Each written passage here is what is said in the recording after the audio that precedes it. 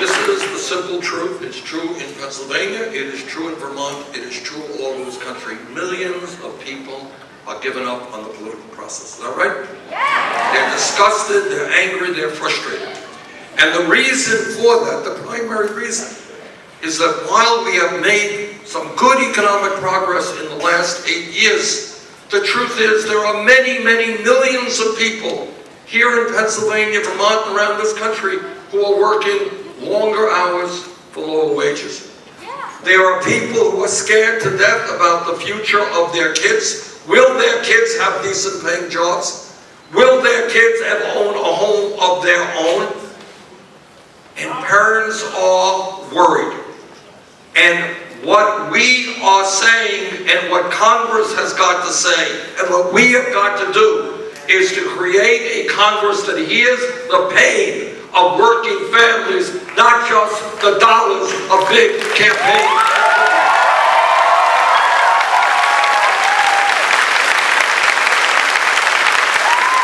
And you want to hear, I understand also, and let me be very frank with you. Maybe I'll be too frank, but that's the way it is. It's who I am,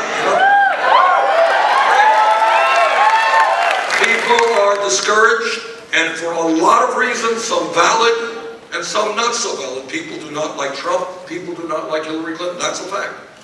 But what we have got to do is look at what these candidates stand for and what they're going to do for working families and the middle class.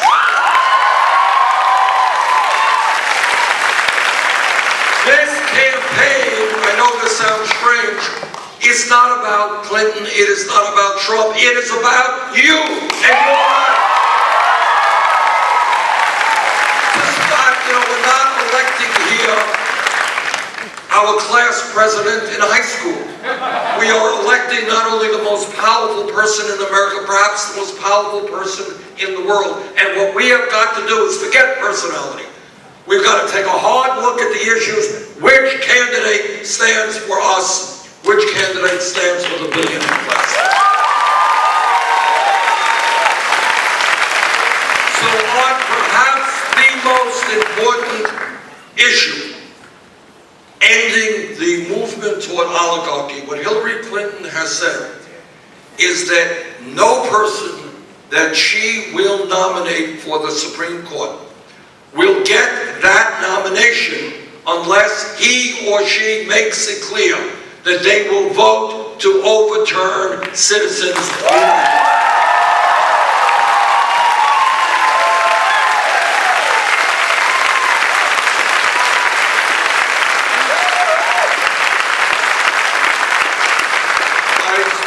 Secretary Clinton last week, and she told me to tell people who I speak to that within the first 100 days of her administration, she will introduce a constitutional amendment to overturn citizens' unions.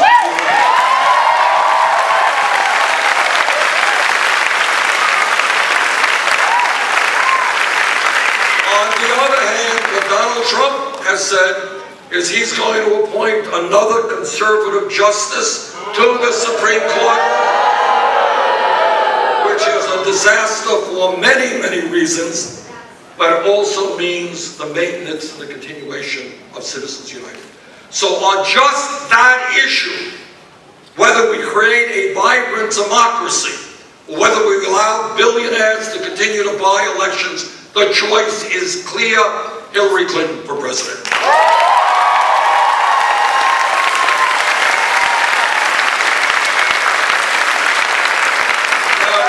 I've been running around the country for the last year and a half talking about a corrupt campaign finance system, a corrupt political system, and a corrupt tax system. And yet in one day, Donald Trump did more to educate the American people than I have done in the last year and a half. Thank you, Donald Trump. See, we should not be that hard on Donald. He has done some good things. And the best thing that he has done is shown the American people how corrupt the political and tax system is in this country.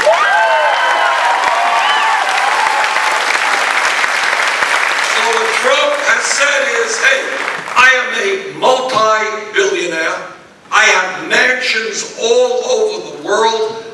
live in the lap of luxury, and guess what? I don't have to pay any taxes because the middle class does. And then he says, well, I know the tax system. Really? Well, he has just introduced his tax policies that will make a bad situation even worse. Trump wants to give more tax breaks to the wealthy and multinational corporations. I mean, let me just tell you how crazy this is. Trump and his Republican friends want to eliminate the estate tax.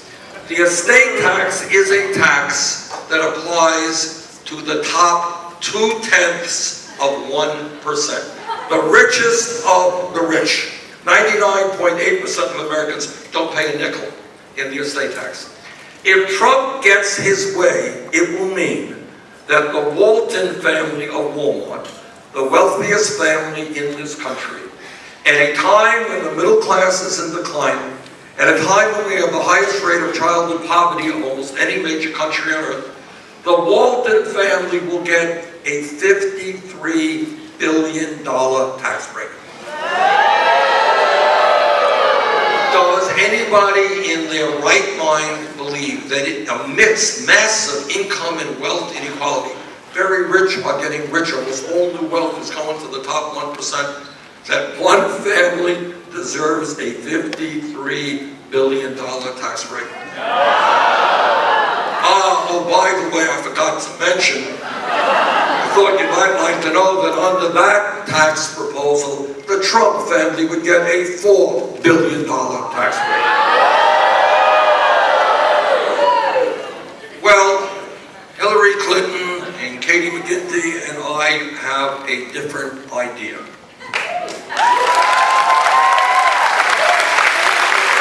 We kind of think that when the top 0.1% now owns almost as much wealth as the bottom 90%.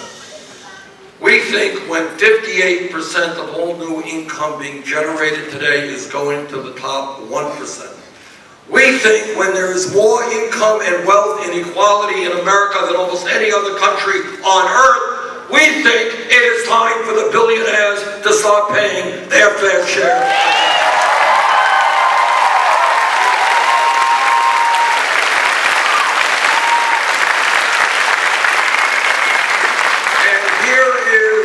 What we also think.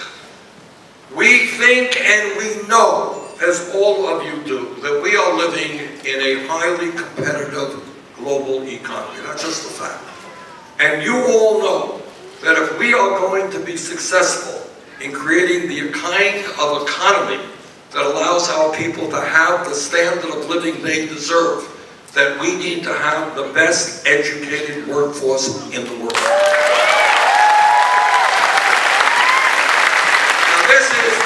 A radical idea. This is as common sense an idea as I can think of. We want our people to get the best education they can, not just young people. In an economy where jobs are changing, technology is changing, every American should be able to get all of the education he or she needs.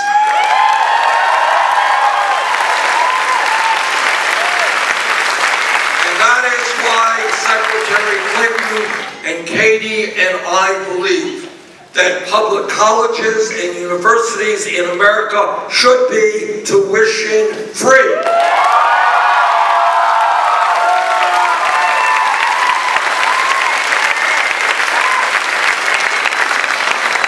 What we understand, it is absurd for young people to be graduating college or graduate school $50,000 or $100,000 in debt and having to pay that debt off year after year after year.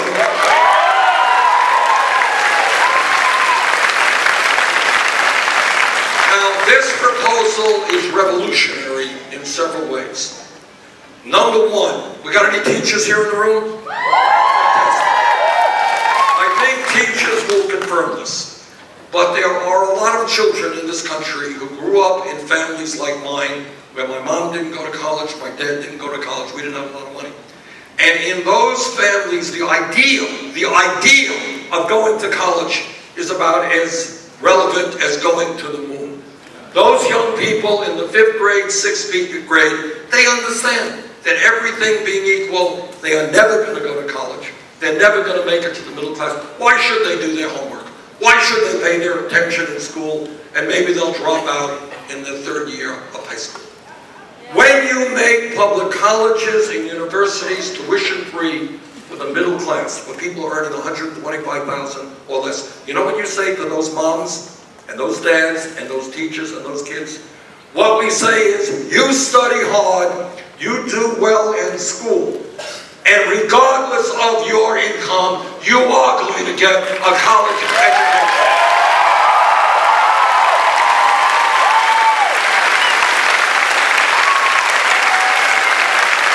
And that is revolution.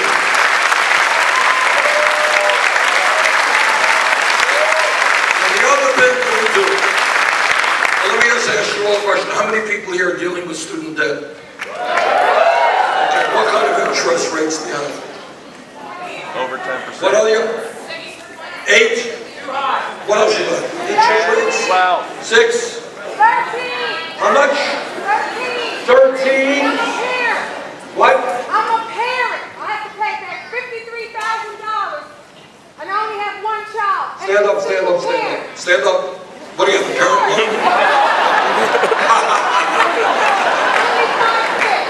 What interest rate are you paying? It's like 13%. 13%. Okay. All right. Question. All right.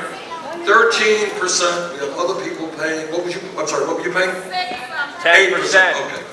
12%. All right. Stop for a minute. If you go out today, you leave here and you go look for a car, you want to buy a new car, you can get a new car with interest rates of 1 or 2%. You want to refinance your home, you can get 3 or 4%. Why are people paying 10, 12% interest rates on their student debt? That is crazy stuff. And what Secretary Clinton and Katie and I believe is people should be able to refinance those loans at the lowest interest rate.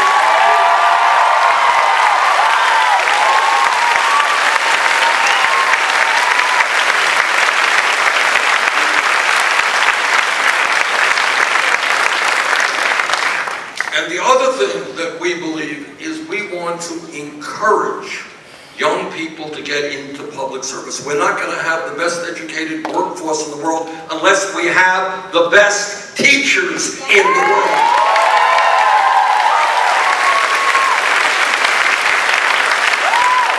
So for those of you who want to go into education, those of you who want to be doctors and nurses and dentists and practice in underserved areas, we're going to forgive your debts.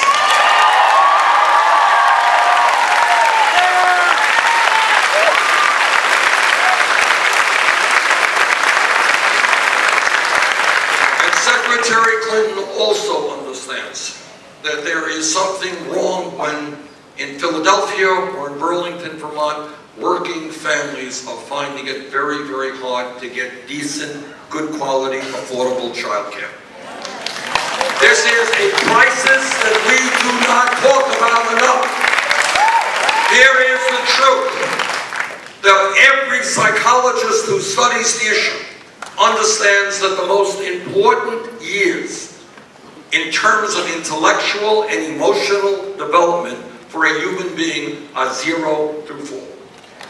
And yet all over this country, there are parents who cannot find high-quality, affordable child care in which their kids can flourish.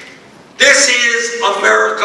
That is a disgrace. We are going to create together high-quality child care, pre-K education, and we're going to pay. And we are going to make child care a profession that people are proud to be.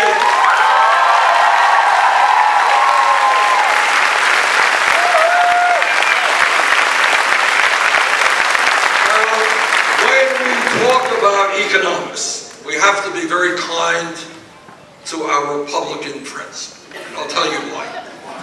See, many of our Republican friends suffer from a very serious illness, and we don't make fun of them. Unlike Donald Trump, who makes fun of people who have disabilities, we don't. And many of our Republican friends suffer from an illness called amnesia.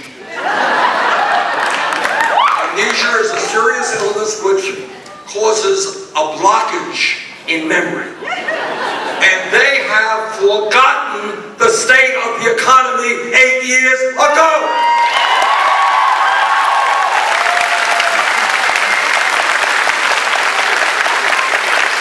They find it very easy to blame Obama. You know, if it's raining, it's Obama's fault. If it's too hot, it's Obama's fault. But they kind of forgot the state of the economy that Obama inherited when he came into office 8 years ago.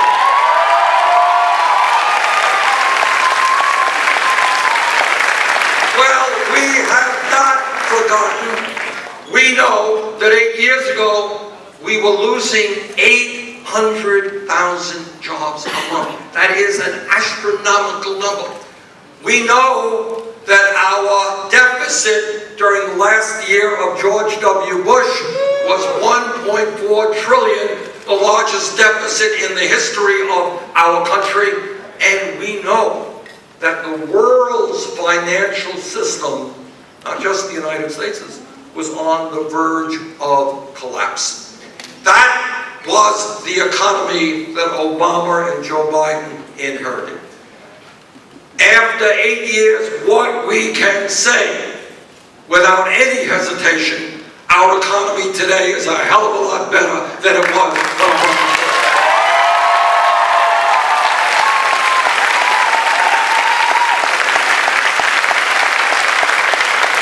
And what we can also say without hesitation is we do not want to go back to trickle-down economics.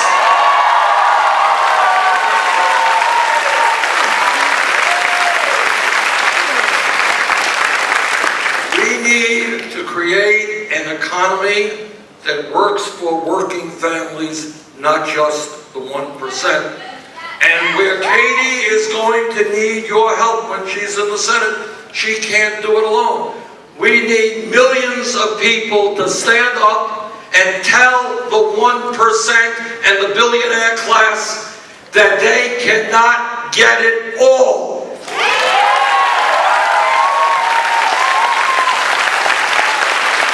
What does it mean? What does it mean to create an economy that is relevant and meaningful for working families? What does it mean to tell some of Trump's supporters who are working hard for lower wages that he is not their candidate? What does it mean? This is what it means. It means that in America, a $7.25 federal minimum wage is a starvation wage. We're going to raise it to a living wage. Katie and I have our way, $15 an hour.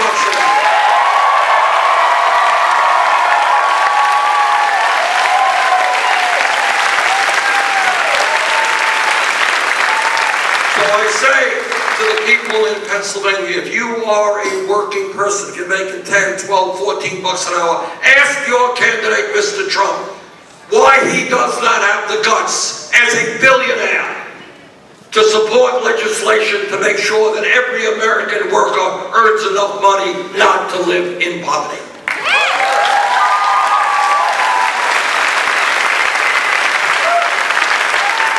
Now, while Trump insults women and more every single day, and I don't have to repeat what Katie just told you. You know, I have some of the words, this is before the recent video came out, some of the terms that Donald Trump used to describe women, and I am too embarrassed and will not mention to you publicly. I just can't do that. It's too vulgar. But while Trump objectifies women, and while Trump insults women, Katie and Hillary and I believe that we have got to end this disgrace in America where women are making 79 cents on the dollar compared to men.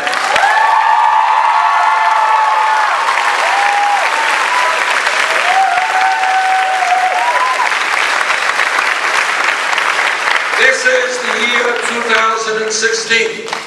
We need need pay equity for women, equal pay for equal work. During my campaign for president, I asked of the American people to think big, not small. To understand that we are not a poor country. We are the richest country in the history of the world. And that when we stand together and not allow Trump and his friends to divide us up by race or where we came from, there is nothing that we cannot accomplish.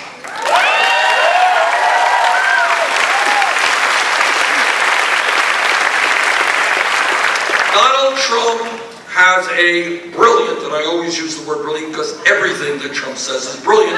Just ask Trump. He'll tell you, of course it's brilliant. So here's one of his brilliant ideas, of many. This brilliant idea says that at a time when, through the Affordable Care Act, we have added some 18 to 20 million people to the ranks of the insured. We've made some good progress. Trump's brilliant idea is to throw those people off of health insurance. Now, in fairness to Trump, he did not come up with this idea all by himself. This is what most Republicans think. And I am the ranking member, leader of the opposition on the Budget Committee in the Senate. And when this issue came up, I said to the chairman of the committee, Mr. Chairman, tell me, have you done a study as to how many Americans will die when they lose their insurance? How many of them will become much sicker and suffer when they otherwise should not have had to suffer? They have no study and they don't care. But what I can tell you is when you throw 18 or 20 million people off the health insurance, many of those people are going to die and many of those people are going to suffer. Now what you know and I know is that there is something wrong in our country when we are the only major country in the world not to guarantee health care to every man, woman, and child.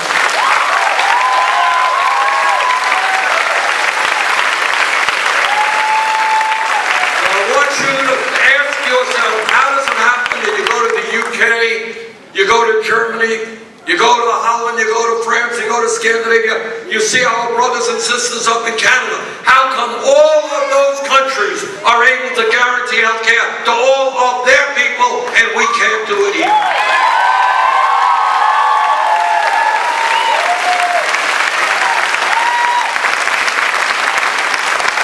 So our job is to take on the greed of the private insurance companies, take on the greed of the drug companies, and fight for a Medicare for all single-payer program.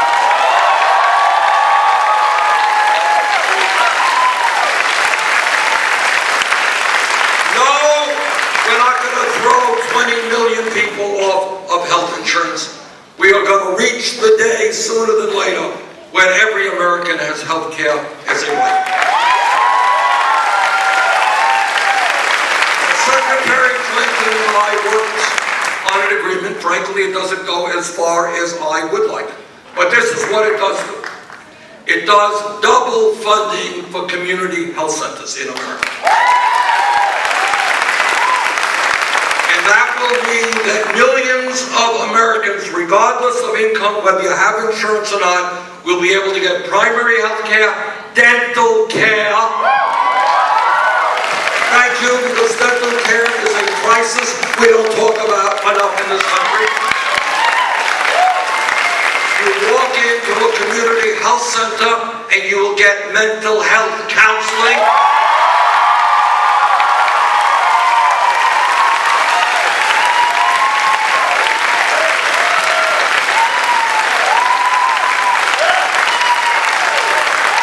Our job, again, brothers and sisters, I'm not giving you some radical utopian rap here. I really am not. What I am telling you is what I believe the vast majority of the American people believe. This is kind of mainstream stuff. It is common sense. Everybody knows that mental illness is a serious problem in America. In my state, in your state. I get calls in my Senate office. Call comes in from a woman. She says, I am worried to death about my brother. I don't know what he will do to himself or maybe somebody else, but I cannot find affordable mental health treatment for him. That story is told 1,000,000 times. Our job is to make sure that when people need mental health treatment today, they get it, not 6 months from now.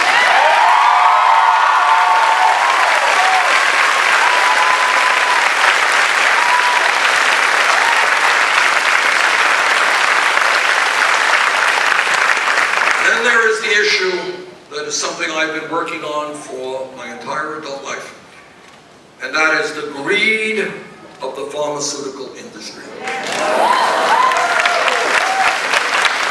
Now, Katie is going to need your help, and I'm going to need your help. But here's where we are today.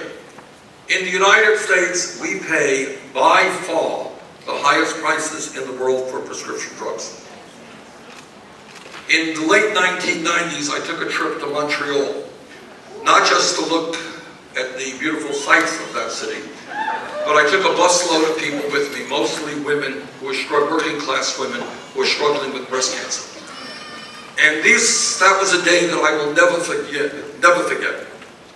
They walked into a pharmacy in Montreal and they paid for their breast cancer medicine 1/10 the price. Same exact medicine, same package, same bottle, same medicine, 1/10 the price that they were paying in Vermont and in the United States of America. Last year, the major 5 drug companies in this country made $50 billion in profit, while 1 out of 5 Americans are unable to afford to fill the prescriptions their doctors write. That is insane. That has got to end.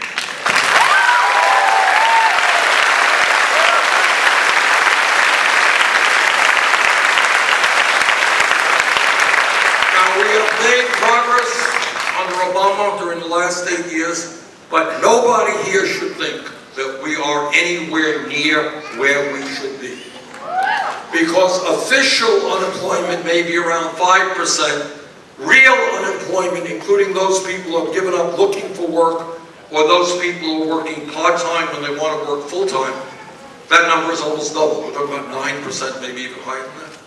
And Secretary Clinton understands that the fastest way to create millions of good-paying jobs is to rebuild our crumbling infrastructure. Our roads and our bridges, our water systems, our wastewater. This is America we used to have cutting-edge technology in terms of our infrastructure, no longer the case. What happened and is happening in Flint, Michigan is a horrible disgrace, but it is not just Flint. There are communities all over America where people are worried about the water coming out of their taps. We used to have the best rail system in the world. That is no longer the case. We are going to put millions of people to work creating the kind of infrastructure that will make us more productive.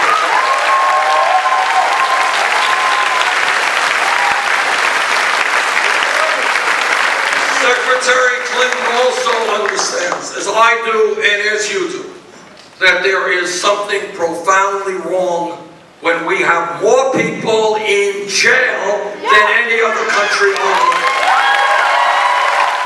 Let us be honest. We can't go forward unless we're honest and acknowledge that our criminal justice system is broken and is in need of major reform.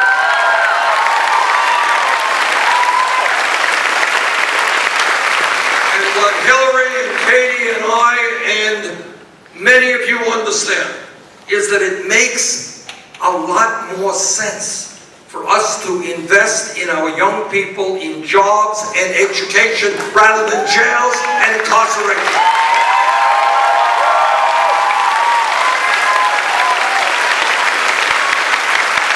And what we also understand is we need police department reform all over this.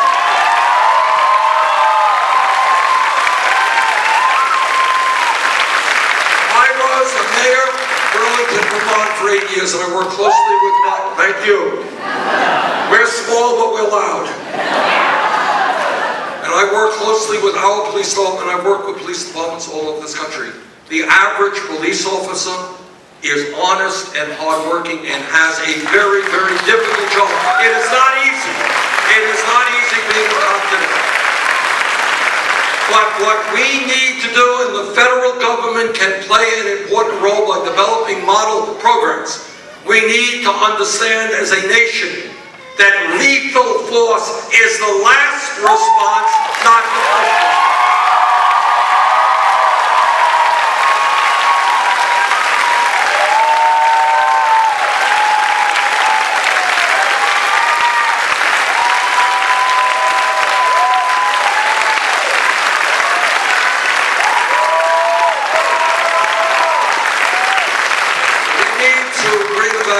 Series of reforms in terms of criminal justice. And there's another area we have got to be aggressive about, and that is the need for comprehensive immigration reform and the path toward citizenship.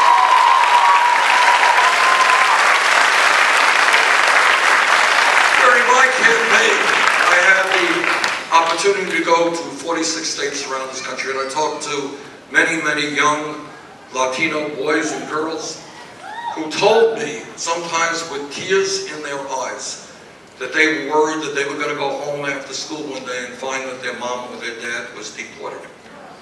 All right?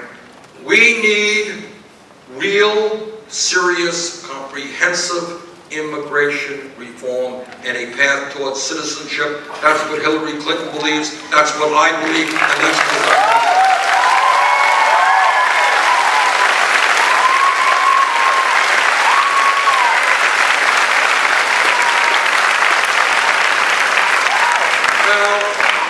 Donald Trump goes around the country talking about trade policy. Well, I am a United States Senator and a former congressman. I have voted against every one of these disastrous trade agreements. But I say to Mr. Trump, talking the talk is easy, walking the walk is a little bit harder. And I say to Mr. Trump, if you are really concerned about the outsourcing of American jobs, which is a very serious issue, why are you having manufacturing plants in Bangladesh where you pay workers 30 cents an hour?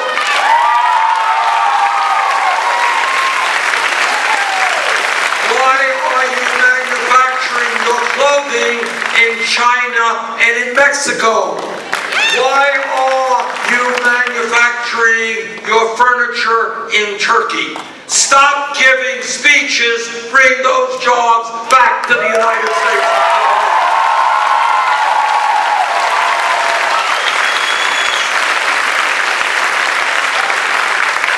Now, I think you all understand that I disagree with Mr. Trump on economics, on health care, on education, on climate change. Let me say a word on, I am a member of the U.S. Senate Committee on the Environment. I have talked to scientists from all over our country and all over the world. The debate is over. There's no longer a debate. The scientific community is virtually unanimous. Climate change is real. It is caused by human activity. It is already causing devastating problems in our country and around the world. Hillary Clinton believes in science.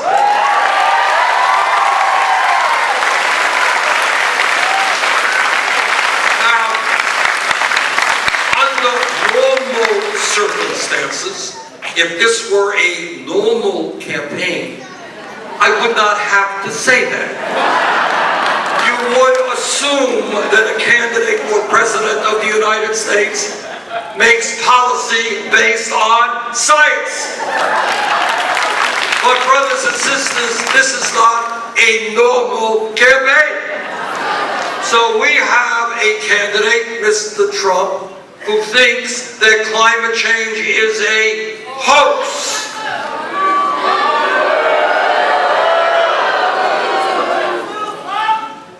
People, we cannot elect somebody who rejects science. Because what the scientists are telling us, and this is serious business, if we don't get our act together on climate change, and we don't move to sustainable energy, move to energy efficiency, in years to come, we are going to see more drought, more floods, more extreme weather disturbances, more acidification of the ocean, more rising sea levels. And you know what the CIA tells us?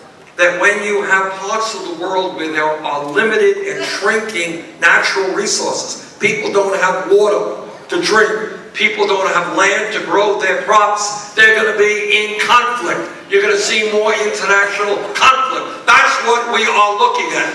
Trump's response is, let's depend even more on fossil fuel. Clinton's response is, let's invest heavily in energy efficiency and sustainability.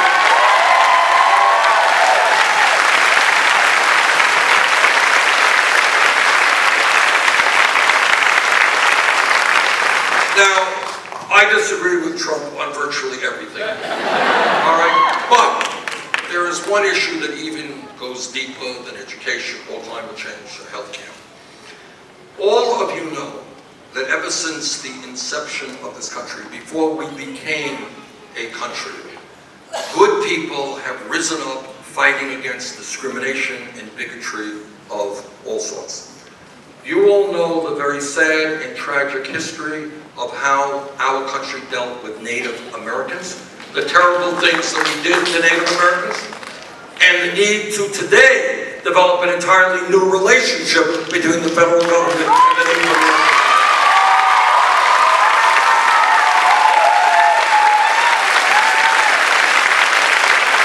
And you are all aware of the ugly bigotry which has taken place. All of you are aware of the abomination of slavery and racism and all kinds of discrimination against the African American community. All of you are aware of the discrimination against Asian Americans, against Italians, the Irish, and the Jews, and other groups. All of you know that 100 years ago, women in America did not even have the right to vote. They were not running for the United States Senate. They didn't have the right to vote or to go to the schools or get the jobs they wanted. Now, I say all of that because for hundreds of years, brave and courageous people put their lives on the line to fight against racism and sexism and homophobia.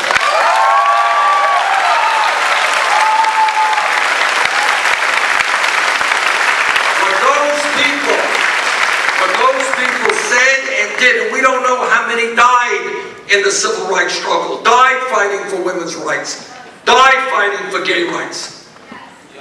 But there were many. But what all of those people said, to paraphrase Dr. Martin Luther King Jr., is that we judge people based on their character, not the color of their skin or what country they came from.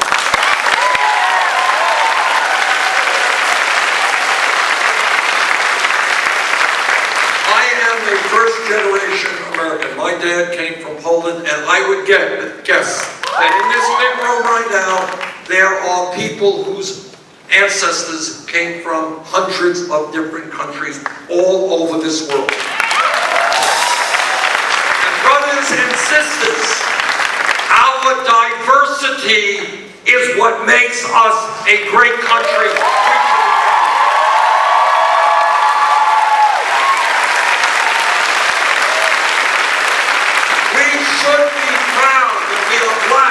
And white and Latino and Asian American and Native American.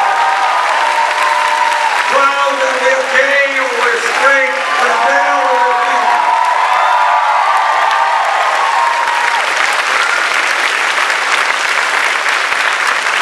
Now, people in this country have different points of view. You can run for president expressing your point of view. But in the year 2016, we cannot elect a president who has made bigotry dividing us up the cornerstone of his campaign.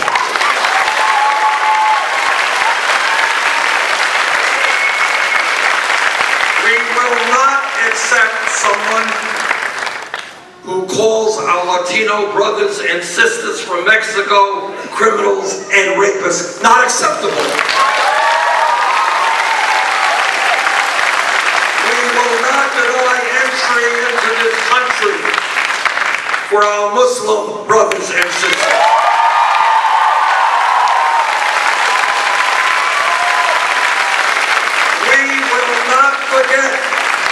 We will not forget that before Trump became a candidate for president, he was a leader of the so-called birther movement.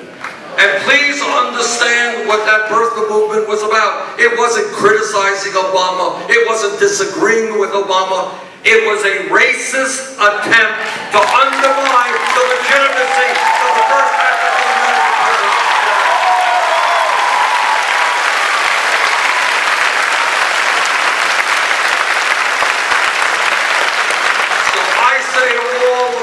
Whether you're conservative, progressive, moderate, Republican, or Democrat, we can disagree on issues, but we cannot go backwards in terms of discrimination and bigotry.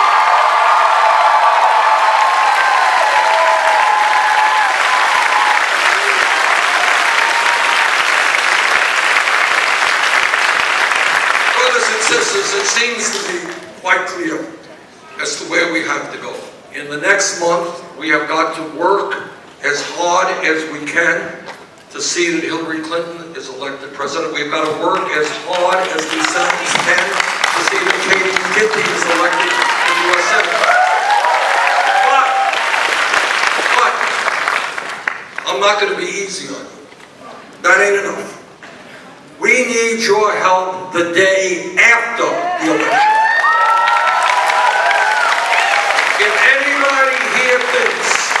That the billionaire class and Wall Street are going to go gently into the shadows. You are mistaken. They have enormous wealth and they have enormous power. Our job is not just electing Clinton as president and Katie as a senator. Our job is to transform this country and make it the nation we know it.